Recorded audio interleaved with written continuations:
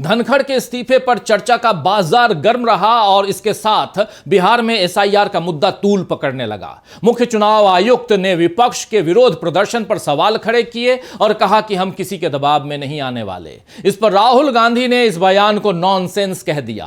आप ही बताइए कि क्या कभी नेता प्रतिपक्ष और मुख्य चुनाव आयुक्त के बीच ऐसी तल्खी देखने को मिली है? लेकिन मोदी ने जो लोकतंत्र बना दिया है उसमें अब यही सब हो रहा है। खैर, संसद में एसआईआर पर विरोध प्रदर्शन चलता रहा और इधर नरेंद्र मोदी ब्रिटेन और मालदीव के दौरे पर निकल गए।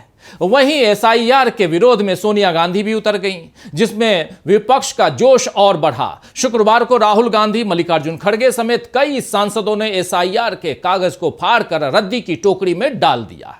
यानी सोमवार से शुक्रवार तक रोजाना नए सियासी धमाके हुए और इसमें एक बड़ा धमाका तेजस्वी यादव ने भी कर दिया, उनकी तरफ से भी हुआ, जिसमें उन्होंने चुनाव आयोग और बीजेपी से साफ साफ कह दिया कि बेईमानी करनी है तो खुलकर करिए। हम भी सोचते हैं कि चुनाव हम लड़ेंगे या नहीं लड़ेंगे। यानी तेजस्वी यादव की तरफ से चुनाव बहिष्कार की बात उठ गई है।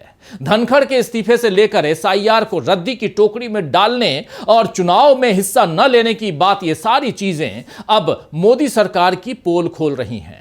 ट्रंप की तरफ से तो पहले ही मोदी से दोस्ती के नकाब उतारा जा चुका है। अब देश में भी बीजेपी के लोकतंत्र का जो भरम बना हुआ था वो टूट रहा है। वहीं धनखड़ के इस्तीफे से अब यह संदेश भी मोदी के सहयोगियों और निष्ठावान लोगों तक चला गया है कि यहां काम निकलते ही दूध से मक्खी की तरह बाहर निकालकर फेंक दिया जाता है।